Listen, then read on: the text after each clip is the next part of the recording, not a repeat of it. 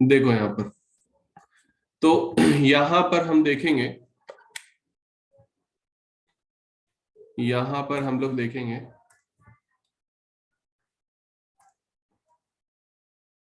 1 2, ये ट्रांजिशन हो रहा था यहां पर, doubly generate and triply generate, doubly generate and triply generate, 1 1 2 3। यहां पर देखो ये eg doubly generate and T2G is triply generate. तो अब यहां पर अगर मैंने 10 की 10 इलेक्ट्रॉन भर दिए, क्या कर दिए, 10 की 10 इलेक्ट्रॉन क्या कर दिए हमने, भर दिए, तो 10 की 10 आपको भरने पड़ेंगे इसमें, है ना, 10 की 10 भरने पड़ेंगे जी। तो जब 10 की 10 आपको भरने पड़ रहे हैं तो यहां बताएं मुझे कि आप कैसे ट्रांजिशन करेंगे। एक ऑर्बिटल में कंडीशन है कि भैया आपके 2 ही इलेक्ट्रॉन भर सकते हैं, तो कैसे ट्रांजिशन होगा, यहाँ पर ट्रांजिशन होगा क्या, ये इलेक्ट्रॉन जाएंगे क्या, यहाँ पर जगह है क्या, पता नहीं, नहीं जाएंगे, पता नहीं कैसे भाई, नहीं जाएंगे बोला ना। एक बेड पे 2 लोग लेटते हैं, कंडीशन है वो 2 ही लोग ही लेट पाएंगे, तीसरा लेटेगा गिरेगा वो, तो हर कमरे में 2 लोग लेट सकते हैं, 5 बेड है, समझे। अब भाई यहां से आप दूसरे बेड में जाओगे तो लेट पाओगे क्या वहां पर, नहीं, तो जब नहीं होगा तो फिर ट्रांजिशन नहीं होगा। तभी मैंने ये बताया था कि जो जिंक है, कैडमियम है और मरकरी है, ये हमारे ट्रांजिशन एलिमेंट्स नहीं कहलाते। आगे बात सुनो, यस सर। कोई डाउट, क्लियर। हाँ। अब ट्रांजिशन नहीं होगा तो कलर्ड कंपाउंड्स होंगे क्या, ये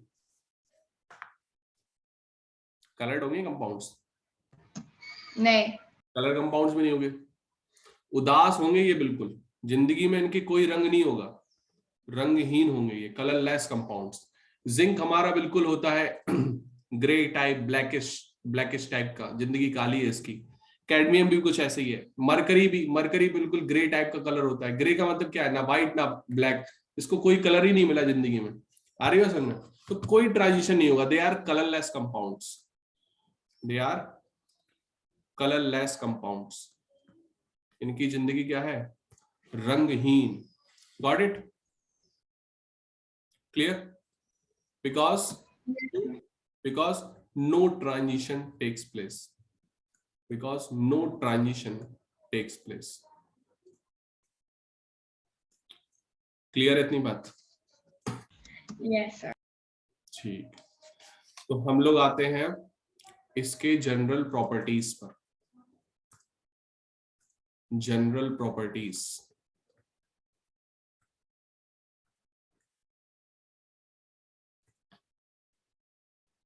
general properties of D and F block. Basics clear हो गए आपके, कोई डाउट यहां पर, नो। ठीक है। इतनी मेहनत से मैंने पीरियोडिक टेबल बनाई, बर्बाद हो गई। यहां देखो, डी एंड एफ ब्लॉक में सबसे पहले हम लोग देखेंगे electronic configuration, electronic configuration.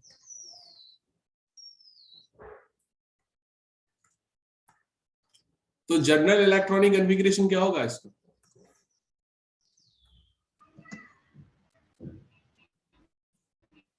General क्या होगा, NS 1 to 2, 1 भी हो सकता है 2 भी हो सकता है यहाँ पर, क्योंकि क्रोमियम में 1 था, है ना, जी और जी। N-1 D 1 to 10, am I right.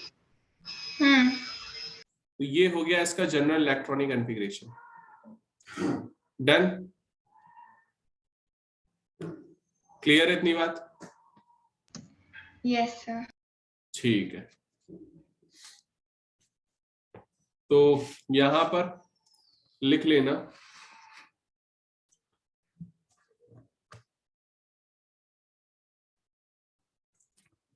यहां पर एक पॉइंट लिख लेना, D orbitals, D orbitals of the transition elements of the transition elements,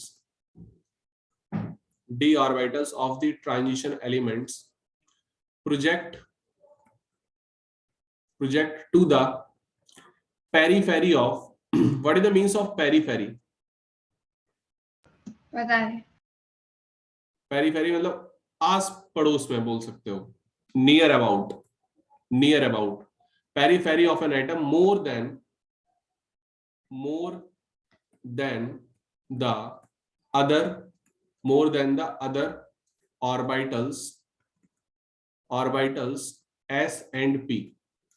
क्या बोल रहा है? d orbitals of the transition elements project to periphery of an atom more than the other orbitals of s and p, hence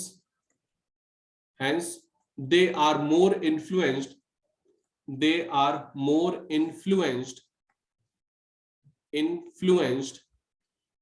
by the surrounding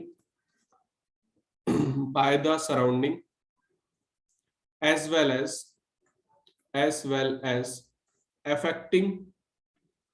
affecting the atoms or molecules, the atoms and molecules। Clear? Yes sir. ठीक है, इसको लिख लो, दो page छोड़ देना, 2 page छोड़ देना और फिर उसके बाद लिख लो।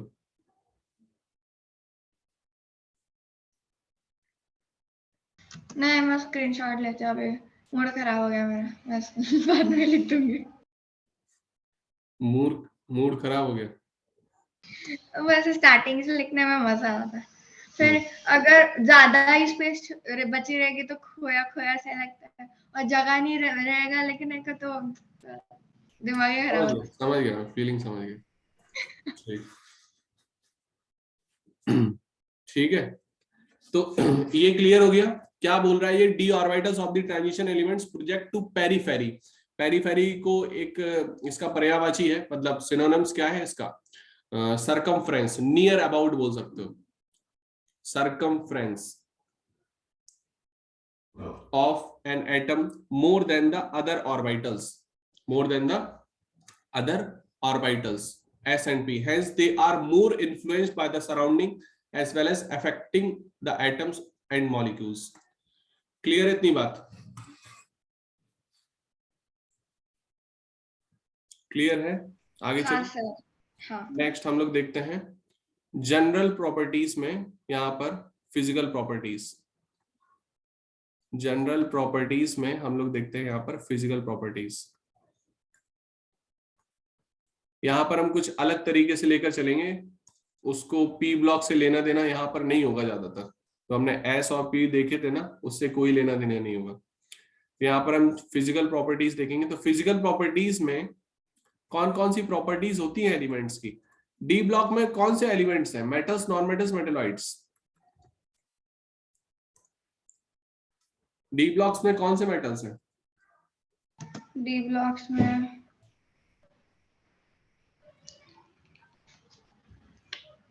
नहीं पता। Only metals. हाँ, ओनली मेटल्स, सारे मेटल्स, सिर्फ metals, only metals. P block एकमात्र ऐसा ब्लॉक होता है जिसमें मेटल्स, नॉन मेटल्स, मेटेलॉइड्स सब कुछ होता है। हाँ। और उसके अलावा किसी ब्लॉक में चाहे वो एस हो, डी हो, एफ हो, सभी में मेटल्स है। ठीक है, बताया है मैंने, पी ब्लॉक जब पढ़ाया था तब मैंने बताया कि पी ब्लॉक भारत होता है पीरियोडिक टेबल का, बताया था कि नहीं? याद नहीं है पुरानी बात? पता है। हाई टेंसाइल स्ट्रेंथ होती है इसकी। मेटल है तो हाई टेंसाइल स्ट्रेंथ होगी, जैसे आयरन एग्जाम्पल है इसका, है ना। हाई डक्टिलिटी होती है, डक्टिलिटी अच्छी खासी होती है। और क्या बताएंगे? मैलिएबिलिटी होती है, मैलिएबल होगा। मैलिएबल का एग्जाम्पल क्या हो जाएगा? कौन सबसे ज्यादा मैलिएबल होता है? Which is more malleable? बताओ। गोल्ड।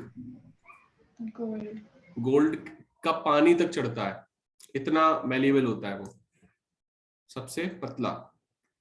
और क्या बताएंगे? High thermal conductivity, thermal electrical दोनों, high thermal and electrical conductivity, and electrical conductivity.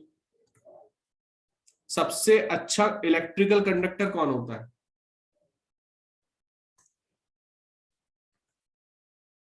कौन होता है?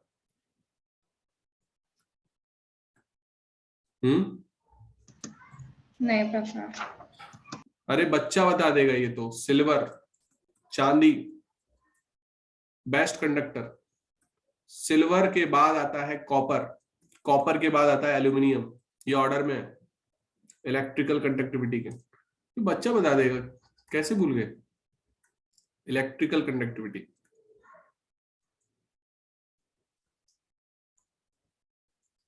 बेसिक चीजें बिल्कुल मत भूलना, ठीक है ना। मेटेलिक लश्चर होता है इनका अच्छा खासा। लश्चर का मतलब क्या होता है? What is the means of lustre? Lustrous का मतलब क्या होगा?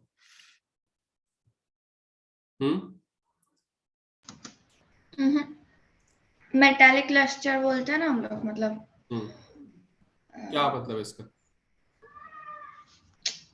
मुझे वर्ड नहीं सोच रहा है।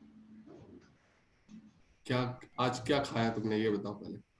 नहीं, मैंने 9 बजे जो खाया, फिर खाया ही नहीं कुछ। लश्चर का मतलब होता है शाइनी। हाँ, मैं पागल हो गई हूँ। थोड़ा गैप दो, ठीक है। हार्डर होते हैं, they are harder, they are harder. Tensile strength का मतलब पता है ना? नहीं। घर, अपनी जो छत होती है, छत में वो डले होते हैं सरिया, जानते हो? लोहे के पतले पतले हाँ रॉड्स, जानते हो? हाँ। तो जब छत अगर टूटे तो वो गिरती नहीं है। हम लोग लेटे हो, छत टूटे, गिरती नहीं है छत। क्यों? वो टंग जाती है ऐसे, सरिया जो है वो ऐसे झुक जाते हैं। जी। क्यों झुक जाते हैं? क्योंकि टेंसाइल स्ट्रेंथ है। अगर ये तभी सरिया लगाए जाते हैं, अगर छत टूटे तो एकदम से गिरे नहीं, वो बैंड हो जाए, झुक जाए, हम बच जाए। एक गुम्मा गिरे पैर पे, हम फिर उठ के भाग जाए, समझे ना? यानी मैंने देखा है ऐसे, हाँ। मेरे सामने ऐसे देखे हैं मैंने गिरते हुए, मतलब ऐसे टूटते हुए ऑलमोस्ट। तो देखा होगा, फिर तो पता होगा ये फीलिंग। जी सर। तो मैं पूरी बिल्डिंग की बात नहीं कर रहा हूँ, पूरी बिल्डिंग गिरे तो वो बात अलग है, मैं सिर्फ छत गिरने की बात कर रहा हूँ, जी ठीक है ना। सर। हाँ, तो वहां पर ये आयरन जो है, आयरन की ज्यादा टेंसाइल स्ट्रेंथ होती, तभी वो लगाए जाते हैं सरिया, आयरन के होते हैं, ठीक है। एल्यूमिनियम का देखा होगा, एल्यूमिनियम को मोड़ दो, ये कर दो, वो कर दो, तो ना मुड़ जाते हैं, ये हो जाते हैं, टूटते, एकदम से क्रैकिंग नहीं होती उनकी, समझे ना, क्रैकिंग नहीं होती, टेंसाइल स्ट्रेंथ अच्छी खासी होती है। डक्टिलिटी का मतलब क्या होता है? वो पता नहीं, मतलब वो कैरी करता है वैसा। कैसे? थोड़ा आप ही बोलो। थोड़ा रेस्ट लो, रेस्ट। डक्टिलिटी का मतलब होता है वायर में कन्वर्ट हो जाना। ये सब है 10th क्लास में, properties of metals and non metals में। तो जो वायर में कन्वर्ट हो जाएगा, सबसे अच्छा डक्टाइल जैसे गोल्ड है, गोल्ड का 1 ग्राम बोलते हो कि अर्थ के चक्कर लगा लेगा, इतना डक्टिलिटी पावर होती है उसकी, पतले वायर में कन्वर्ट हो जाना, समझे ना। तो डक्टिलिटी का मतलब वायर में कन्वर्ट हो जाना। मैलिबिलिटी का मतलब क्या होता है? मैलिबिलिटी का मतलब क्या है? मुझे पता है, मतलब वो पतला होता है बहुत, जैसा वैसे। थिन शीट में कन्वर्ट हो जाना, थिन शीट में कन्वर्ट हो जाना मतलब फॉइलिंग करना, बन जाना, उसकी फॉइलिंग हो जाना, ठीक है ना। क्लियर इतनी बात? कोई डाउट बोले? No sir. ठीक है, आज ना इतने ही रहने देते हैं, मुझे थोड़ा जाना है, ठीक तो है। आज इतने ही रहने देते हैं, कल हम लोग थोड़ा खींच लेंगे इसको, ओके। मैं उसके नोट्स एक बार तुमको भेज दूंगा, शाम तक चलेगा ना? शाम तक भेज दूं? Yes sir. ठीक है, थोड़ा रेस्ट दो और थोड़ा कूल रखो अपने आप को, ठीक है? हाँ, टेंशन मत लो ज्यादा।